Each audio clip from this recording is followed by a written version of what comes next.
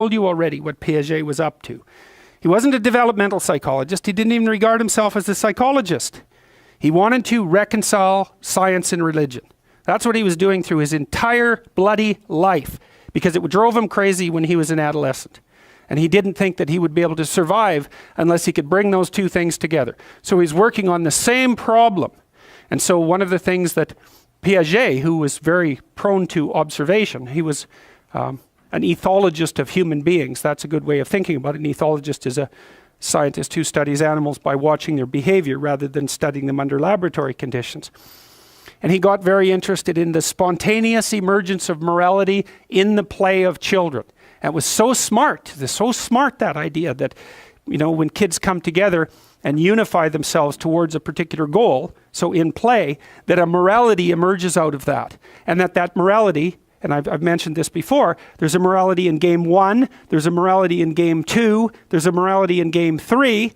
What's common across all those moralities is a meta-morality. And so the meta-morality emerges from the particular moralities that are embedded in particular cooperative situations. We could say cooperative and competitive situations. You can expand that out biologically to some degree to the idea of the dominance hierarchy, right? Every social animal, and even many animals who aren't social, are embedded in a dominance hierarchy. The dominance hierarchy has a structure. We couldn't call it a dominance hierarchy. Dominance hierarchy A, B, C, D, E, thousands of them across thousands of years. You extract out from all of them what's central to all of them. That's the pyramid of value. What question do you need answered about the pyramid of value? What's at the top? Because that's the ideal. That's the eye at the top of the pyramid, or the golden Buddha in the lotus. It's the same thing. It's the same thing as the crucifix, paradoxically enough. And it has to do with something like the voluntary acceptance and therefore transcendence of suffering. It's something like that. These are not arbitrary ideas. They're deeply, that's my case anyways, they're deeply, deeply, deeply rooted in biology and culture. They're as deeply rooted in biology as the dominance hierarchy is rooted in biology. And we already know the answer to that. The dominance hierarchy has been around for 350 million years. It's a long time. You don't get to just brush that off and say, well, morality is some sort of second order cognitive problem. It's like, no, it's not. I mean, I can tell you something about its instantiation in your nervous system. You have a counter at the bottom of your brain that keeps track of where you are in terms of your status. And it bloody well regulates the sensitivity of your emotions. So if you're at the bottom of the hierarchy, barely clinging on to the world, everything overwhelms you. And that's because you're damn near dead. And so everything should overwhelm you. You've got no extra resources. Any more threat, you're sunk. So you become extremely sensitive to negative emotion and maybe also impulsive, so that you grab while the grabbing's good. And if you're nearer the top in the dominance hierarchy and your counter tells you that, then your serotonin levels go up, you're less sensitive to negative emotion, you're less impulsive, you live longer, like everything works in your favor. Your immune system functions better, and you're oriented at least to some degree towards the medium and long-term future. And you can afford that because all hell isn't breaking loose around you all the time. And so then the question is there a way of being that increases the probability that you're going to move up dominance hierarchies? Well, that doesn't seem to be a particularly provocative proposition, unless you think that it's completely arbitrary and random, and that you can think that if you want, but I don't think there's any evidence for that whatsoever. I mean, we certainly have, even for sexual selection, we impose criteria. They're not random and arbitrary. So, okay, so back to Jung. So what was Jung trying to do? Well, he was trying to see, Jung believed that once we had stopped populating the cosmos with gods, that they went inside. That's a good way of thinking. Well, think about it this way. You know, an archaic person looks at the sky and uses his imagination to populate the sky. What's the sky? Well, it's the constellations. It's the domain of the gods. Well, why? Well, because the gods are what are out there beyond your understanding. Well, that's what you see when you look up at the sky. So you populate the night sky with figures of your imagination. So the gods are the things that you broadcast out of your imagination and see spread over the world. It's like the contents of your unconscious are manifesting themselves when you encounter the unknown. It's exactly what it is. That's exactly how else could it be?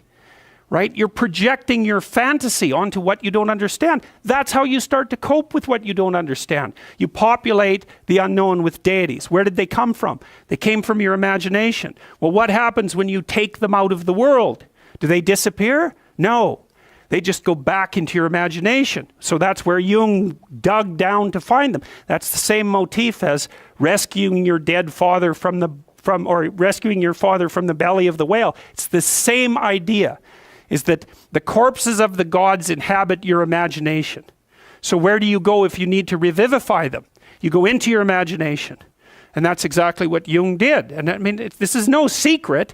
If you read Jung, he tells you that's what he did. He tells you that's why he did it. It's not an interpretation on my part.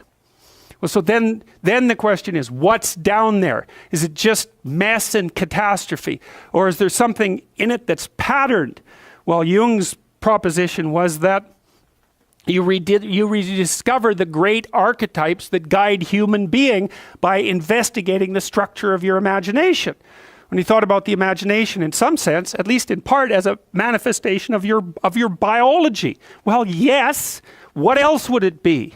You know, when I told you that story about my nephew, I believe, right, about him running around as a knight and then going off to have a combat with the dwarves and the dragons. It's like, well, where did that come from? Well, partly it came from his culture, right? Because he was a knight, and so obviously that's a cultural construct. But the thing is that his imagination it's this structure that's looking for things to fill itself with, just like your predisposition to language. You have a predisposition to language. What is that? We don't know. What does it do? It looks for things in the world to fill itself with, right? And if you first of all, when you start to learn how to speak, you babble every phoneme. Did you know that? If I was learning to speak an Asian language, there would be phonemes I couldn't pronounce, and vice versa. An infant, all of them, they babble all the phonemes, and then as they start to learn the language, they lose the ability to say a bunch of them and only retain the ones that are relevant to that language. So a baby babbles all possible languages, that's a way of thinking about it, and then loses the ability. So that's you can see there. So you could say, well, you manifest the potential to be possessed by the set of all possible archetypes. It's built into your biology. And then as you're enculturated in your own culture, the set of archetypes that manifest themselves in that culture are the ones that you pull in for your own use. So my nephew's running around like a knight. Well, you know, if he would have been born in the middle of the Amazon, he would have been running around with a bow and, you know, a poisoned arrow and a bow. It's the same thing.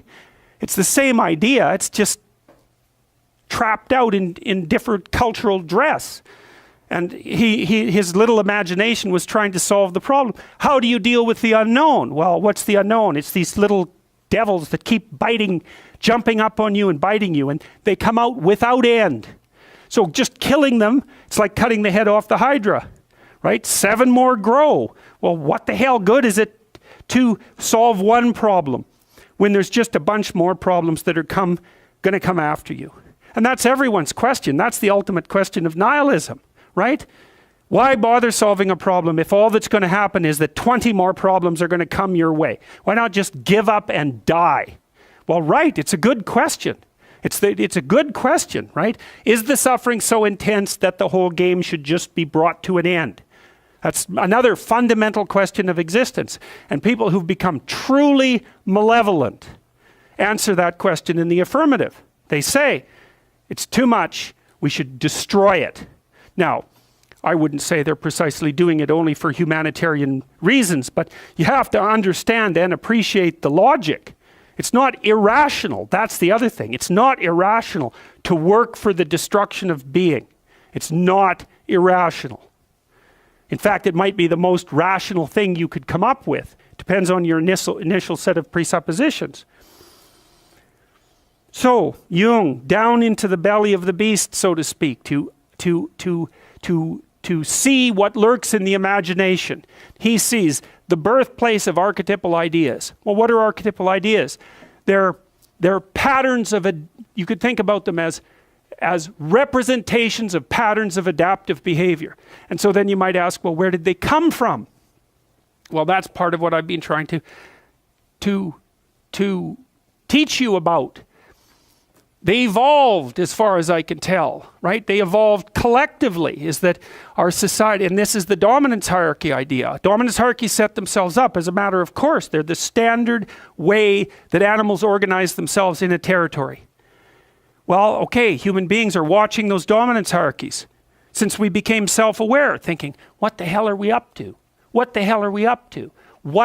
And there's a question that lurks in there. What constitutes acceptable power? What constitutes acceptable sovereignty? Who should lead? Who should rule? What should be at the top? Well, we talked about that. The Mesopotamians figured that out. Speech and vision, that's Marduk. Speech, vision, and the willingness to confront the terrible unknown. That's what should rule. Well, what? Is that an arbitrary idea, or is that a great idea? How could it be any other way? Well, that's what human beings are like. And I don't think that you can read the Mesopotamian story and understand the reference, which isn't an easy thing to do, and fail to draw that conclusion. Marduk has eyes all the way around his head. He speaks magic words. He goes off to fight Tiamat, the dragon of chaos. Well, what's that? That's the reptilian predator that lurks in the unknown.